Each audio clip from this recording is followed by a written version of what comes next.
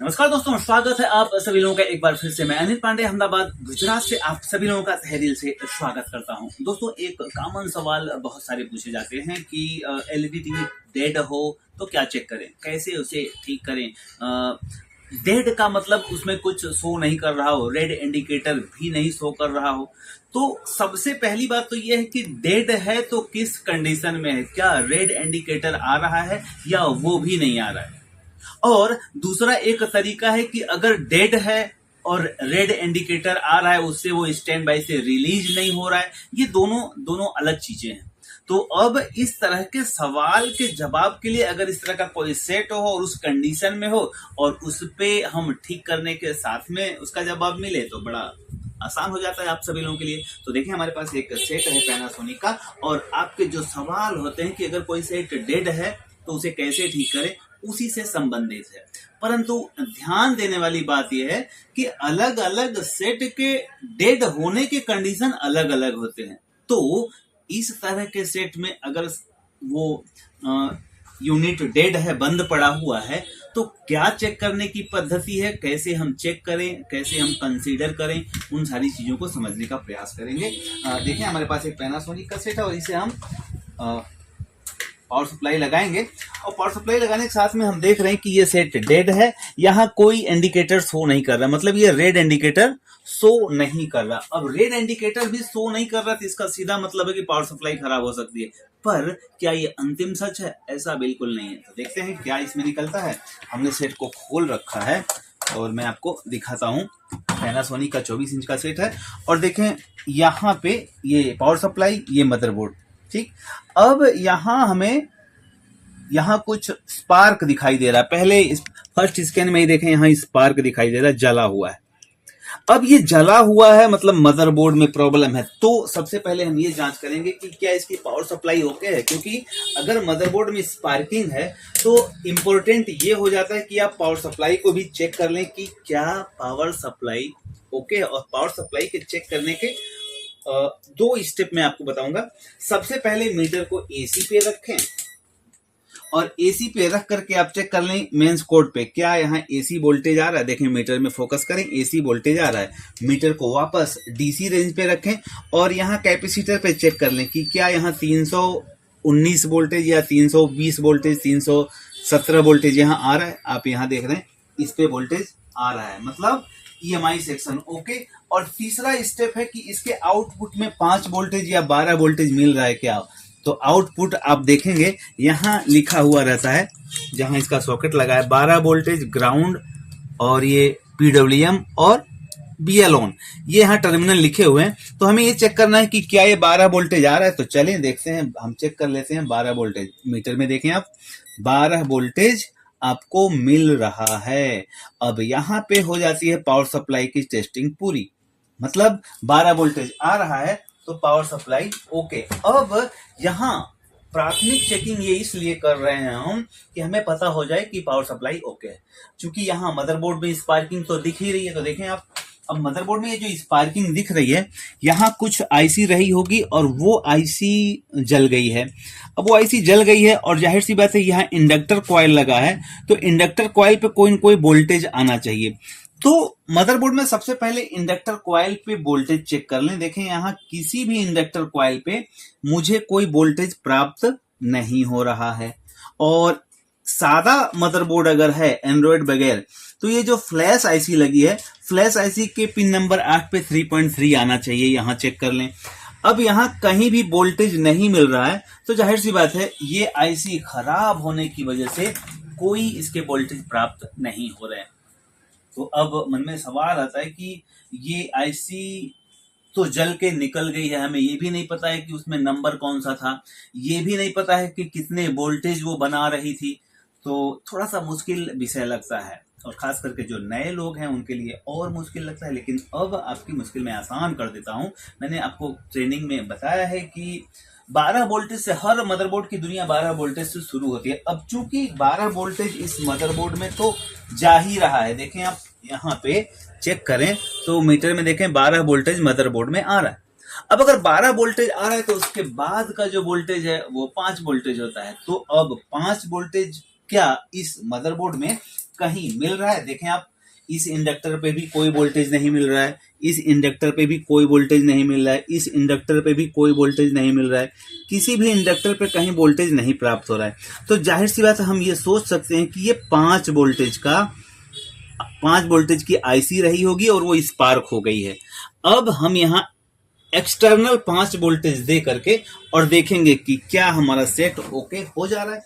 और यहाँ 5 वोल्टेज देने के बाद क्या हर जगह इंडक्टर कॉइल पे आपको वोल्टेज मिल जा रहा है?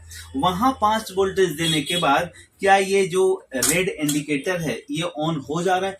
इन सारे सवालों के जवाब आपको ढूंढने हैं वहां पे 5 वोल्टेज देने के बाद। चलें 5 वोल्टेज देते हैं। अगर आपके पास वेरिएबल पावर सप्लाई है तो आप अलग से 5 वोल्टेज लगा कर दे सकते हैं, लेकिन अगर वेरिएबल पावर सप्लाई नहीं है तो ये मॉड्यूल जो है इसको आप लगा करके अपना काम कर सकते हैं। CA1235 बक कन्वर्टर है और इसका काम यह है कि 12 वोल्टेज से अपेक्षित वोल्टेज आप इससे प्राप्त कर सकते हैं। अब चूंकि हमें चाहिए 5 वोल्टेज, तो चलें 12 वोल्टेज से 5 वोल्टेज बनाने का सफर शुरू करते हैं यहाँ पे। और उसके लिए हमें क्या करना होगा, यहाँ पे जो इनपुट है, इनपुट पे हमें एक वायर लगाना होगा। हमने ये वायर लगा दिया, इनपुट के प्लस में हमने वायर लगाया, देखें, और एक वायर इनपुट के माइनस में लगा दिया और एक वायर इसके आउटपुट में भी लगा देना है, क्योंकि इसी टर्मिनल से वोल्टेज बाहर निकलेगा। अब यहाँ पे क्या है कि जो टर्मिनल को हम शॉर्ट करेंगे उतना वोल्टेज यहाँ से प्राप्त होगा। तो देखें यहाँ पे 5 वोल्टेज को शॉर्ट किया हुआ है। अब चूंकि हमें 5 वोल्टेज यहाँ देकर चेक करना है तो 5 वोल्टेज पे हमने शॉर्ट रखा हुआ है। अब चलें यहाँ पे इससे 5 वोल्टेज बना करके आगे सप्लाई देते हैं। तो मुझे लगता है कि अगर चलिए देखें, अब यहाँ नजदीक से दिखाएं आप, यहाँ पे है ग्राउंड। अब ग्राउंड पे हम ग्राउंड लगा देंगे कुछ इस प्रकार।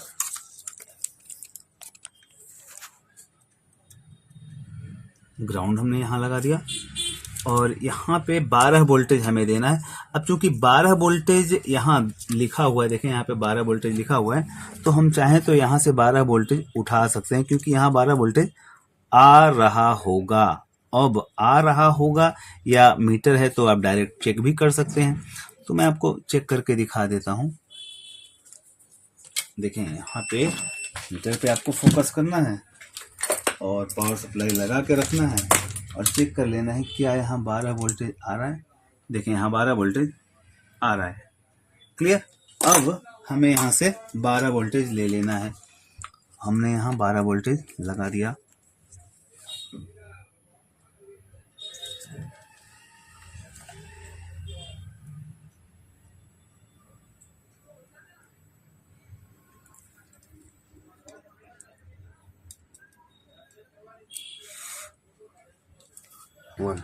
अब देखिए यहाँ हमने 12 वोल्टेज लगा दिया। सेट को ऑन करेंगे, पावर सप्लाई देंगे और पावर सप्लाई देने के बाद यहाँ चेक करेंगे कि क्या यहाँ 5 वोल्टेज आ गया। अब देखें यहाँ पे 5 वोल्टेज आना ही चाहिए लेकिन नहीं आ रहा है।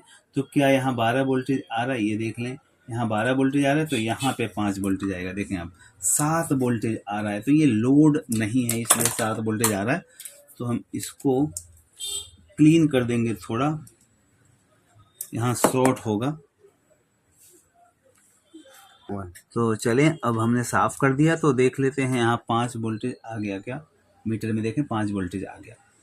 अब 5 वोल्टेज जब आ गया फिर से इसे बंद करें और इस टर्मिनल को हमें सप्लाई की तरफ लगाना होगा, क्योंकि सप्लाई इधर है।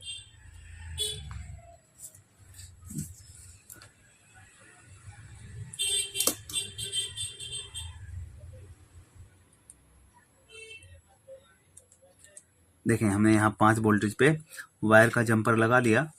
अब यहाँ से 5 वोल्टेज हमें प्राप्त हो जाएगा और ये इंडक्टर कॉइल का टर्मिनल है। देखें आप, ये टर्मिनल, मीटर को बजर मोड पे रखें, ये इंडक्टर कॉइल का टर्मिनल है। यहाँ 5 वोल्टेज दे देंगे तो पता चल जाएगा कि हमारा सेट ऑन होगा कि नहीं होगा।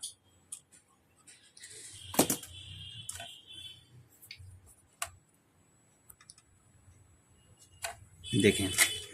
लेकिन अब यहाँ एक चीज और देखना है, यहाँ ये वायर लगाने से पहले आप एक बार ये जरूर चेक कर लें कि कहीं ये कॉइल, इंडक्टर कॉइल ग्राउंड तो नहीं बता रहा है, क्योंकि अगर ग्राउंड बताएगा तब जब आप यहाँ पे वोल्टेज के लिए ये वायर लगाएंगे तो तुरंत ही वो ड्रॉप हो जाएगा।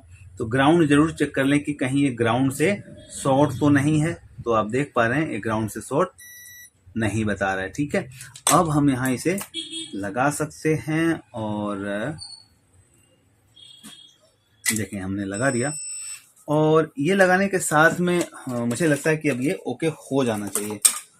अब ओके होने के साथ में हमें ये भी चेक करना है कि यहाँ पे 5 वोल्टेज देने के बाद क्या दूसरे जो इंडक्टर कॉइल्स लगे हैं वहां पे वोल्टेज आ जा रहे हैं, क्या ये रेड इंडिकेटर आ जा रहा है, ये देखने का विषय है। चलो देखते हैं। हमने सेट को ऑन किया और रेड इंडिकेटर, ओ देखें रेड इंडिकेटर आ गया। ओ माय गॉड, अब रेड इंडिकेटर अगर आ गया तो अब यहाँ ये भी देख लें कि जितने इंडक्टर कॉइल थे उस सारे इंडक्टर कॉइल पे वोल्टेज आ जाना चाहिए। जहाँ पे जो वोल्टेज की आईसी लगी होगी वहाँ पे वो वोल्टेज आ जाएंगे। तो सबसे पहले हम यहाँ चेक करते हैं, यहाँ 5 वोल्टेज आ गया। और उसके बाद हम बोले थे कि 3.3 वोल्टेज आता है फ्लैश आईसी के पिन नंबर 8 पे, यहाँ 3.3 आ गया। यहाँ पे आ गया 5 वोल्टेज, यहाँ भी आ गया। मतलब यही 5 वोल्टेज की लाइन ये भी है, या हो सकता है ये अलग से बनाया हो। अब यहाँ पे देखें, यहाँ 1.3 वोल्टेज आ गया। इस इंडक्टर कॉइल पे कितना आ गया, 5 वोल्टेज आ गया। ओके, अब ये जो इंडक्टर कॉइल्स लगे थे वहां वोल्टेज आ गया, तो इसका मतलब ये सेट जो है ऑन हो जाना चाहिए। तो क्या ये ऑन हो गया, ये स्पार्क हुआ था। ओ देखें आपके सामने है ब्यूटीफुल रिजल्ट, ये सेट ओके हो गया।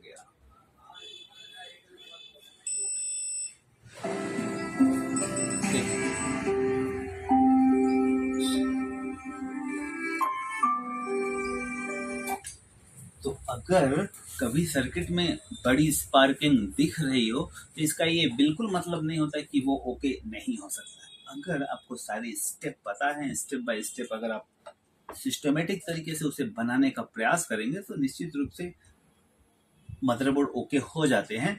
और बहुत कम केसेस ऐसे होते हैं कि बहुत सारी चीज़ें एक साथ खराब हों। अमूमन अक्सर देखा गया है कि जब कोई चीज़ खराब होती है तो एक ही ऐसी खराब होती है, बाकी सारी चीज़ें ओके रहती हैं। पर मदरबोर्ड में इस तरह की स्पार्किंग हुई रहे तो डरावना तो लगता ही है, पर डरने की ज़रूरत नहीं है, क्योंकि आप जुड़े हैं नॉलेज बैंक के साथ। जुड़े रहें, इस तरह से अपने अपने प्रॉब्लम को सॉल्व करते रहें। और ख़ास बात मैं आपको बता दूं कि हमारी ऑफलाइन की ट्रेनिंग शुरू होने जा रही है और नेक्स्ट मंथ में 7 तारीख से 6 तारीख से या 7 तारीख से शुरू होगी हमारी।